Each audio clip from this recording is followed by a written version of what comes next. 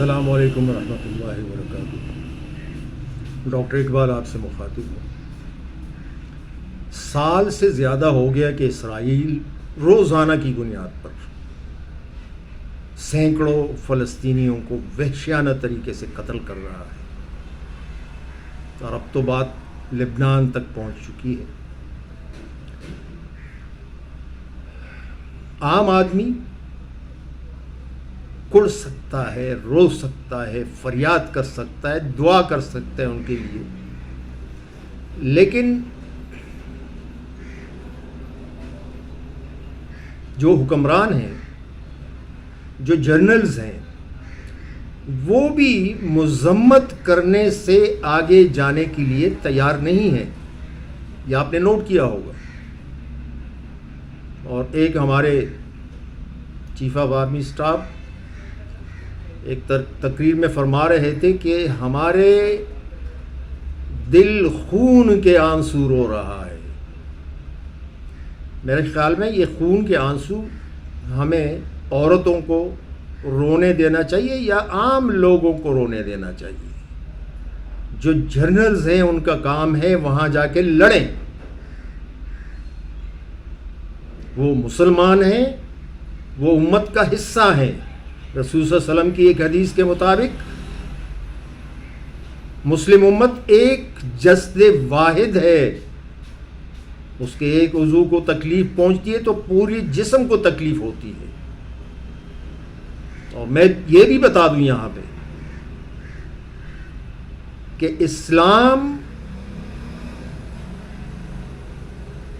کے جو بنیادی ذرائع ہیں،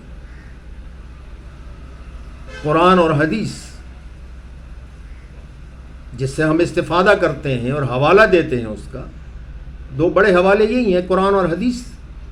ایک لفظ سے یہ ثابت نہیں کیا جا سکتا کہ ایک امت کو 57 ممالک میں تقسیم کیا جا سکتا ہے اور ان کے الگ حکمران، خود مختار حکمران ہو سکتے ہیں۔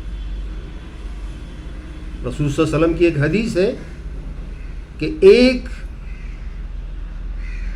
خلیفہ کی موجودگی میں اگر کوئی اور آ کے خلافت کا دعویٰ کرے، خلیفہ ہونے کا دعویٰ کرے، اس کی گردن اڑا دو۔ اور مجھے یقین ہے کہ اگر خلافت قائم ہوتی تو ان 57 ممالک کے حکمرانوں کی گردن اڑا دی جاتی۔ اس کی وجہ کیا ہے؟ ایک ریاست، ایک امت کو 57 ممالک میں تقسیم کر کے اسے کمزور کر دیا گیا ہے۔ اور وہ جو نتیجہ ہم دیکھ رہے ہیں کہ ہر ریاست کے حکمران اور جنرلز مذمت ہی کر رہے ہیں، مذمت سے ایک قدم آگے جانے کے لیے تیار نہیں ہے۔ اور اگر کوئی مخلص آدمی اپنے بھائی بہنوں کی مدد کے لیے جاتا ہے، جہاد کرتا ہے ان کے دشمنوں سے، تو کہتا ہے یہ دہشت گرد ہے۔ اور یہ کہ جہاد کے اعلان کی ذمہ داری یہ ریاست کا کام ہے، کرو نا جہاد کا اعلان۔ اگر افغانستان پر حملے کے وقت جہاد فرض تھا تو میں یہ سمجھ رہا ہوں کہ فلسطین کے اوپر اسرائیلی یلغار کے وقت جہاد اس سے بھی زیادہ فرض ہے، شدت کے ساتھ۔ اب تم اگر اعلان نہیں کرتے امریکہ کی وجہ سے، سیدھی سی بات یہ ہے، اعلان تو بہت دور کی بات ہے، اللہ کی قسم کھا کے کہتا ہوں تم جہاد کا نام تک نہیں لے سکتے۔ تمہاری یہ حیثیت ہے، تمہاری جو بھی طاقت ہے وہ اپنوں پہ تم آزماتے ہو۔ ہم یہ دیکھتے ہیں روزانہ کی بنیاد پہ۔ تو اب میں یہ سمجھ رہا ہوں کہ اس صورتحال میں اگر آپ لوگ جہاد کا اعلان نہیں کرتے، اس کے لیے تیار نہیں ہے امریکہ کے ڈر سے، اللہ کا تو حکم ہے لیکن ڈر تو زیادہ امریکہ کا ہے، اللہ سے ڈرنا تو بہت ہے ہی نہیں۔ اگر اللہ کا ڈر ہوتا تو اللہ کا تو حکم ہے قرآن میں بار بار جہاد کا، تو میں یہ سمجھتا ہوں کہ 3 حوالوں سے ہمارے امت کے جو فعال لوگ ہیں، حساس لوگ ہیں، مخلص لوگ ہیں، انہیں کوشش کرنی چاہیے۔ ایک وہ لوگ جن میں جہاد کا جذبہ ہے، جو جوان ہیں، جو جہاد کر سکتے ہیں اور جن میں جذبہ موجود ہے، وہ تیاری پکڑیں۔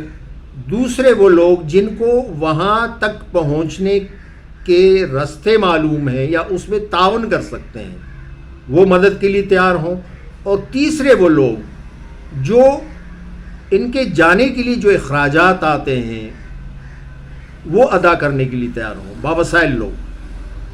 میری یہ درخواست ہے، میں یہی کر سکتا ہوں۔ میری اپنی، اگر میں دل کا مریض ہوں، بظاہر تو منہ میرا چلتا ہے، آواز باری ہے، لیکن دل کا مریض ہوں۔ 2000 میں بائی پاس ہو چکا ہے۔ اللہ کی قسم کھا کے کہتا ہوں، اگر میری صحت مجھے اجازت دیتی اور میں جا سکتا، میں کب کا جا چکا ہوتا اور شہید ہو چکا ہوتا، اللہ کی قسم۔ لیکن مجھے اندازہ ہے کہ رستے میں ہی میں مطلب ہے کہ مر جاؤں گا، شہید نہیں ہوں گا، مر جاؤں گا۔ مطلب شہادت جو میری تمنا ہے کہ وہاں جا کے لڑوں ان کے لیے، وہ مجھے نہیں لگتا۔ میری صحت ایسی ہے کہ میں پیدل 2 قدم چلتا ہوں تو سانس پھولتا ہے اور دل میں درد ہونے لگتا ہے۔ اور وہ تو ظاہر ہے کہ وہ تو کام ایسا ہے، جہاد، رات دن چلنا پھرنا اور جدوجہد کرنا مسلسل، تو وہ میرے بس میں نہیں ہے۔ تو یہ 3 قسم کے لوگ تیاری پکڑیں، اور انہوں نے جہاد کا اعلان کیا، جہاد کا نام بھی نہیں لینا ہے، یہ میرا دعویٰ ہے۔ اور اگر کوئی مجھے اس وجہ سے کوئی ایذا دینا چاہتا ہے اور شہید کرنا چاہتا ہے، یہ میری خوشبختی ہوگی۔ میں ان باتوں سے نہیں ڈرتا، اللہ کے علاوہ دوسری طاقتوں سے نہیں ڈرتا، اور ان بزدلوں سے تو بالکل نہیں ڈرتا۔ یہ بزدل جو اپنے جو لوگ ہیں ان کے اوپر اپنی طاقت آزماتے ہیں، ہمیشہ اپنی طاقت ان پہ آزمائی ہے، اور جہاں پہ طاقت آزمانی چاہیے وہاں پہ امریکہ کی ڈر سے خاموش بیٹھے تھے۔ السلام علیکم ورحمۃ اللہ وبرکاتہ۔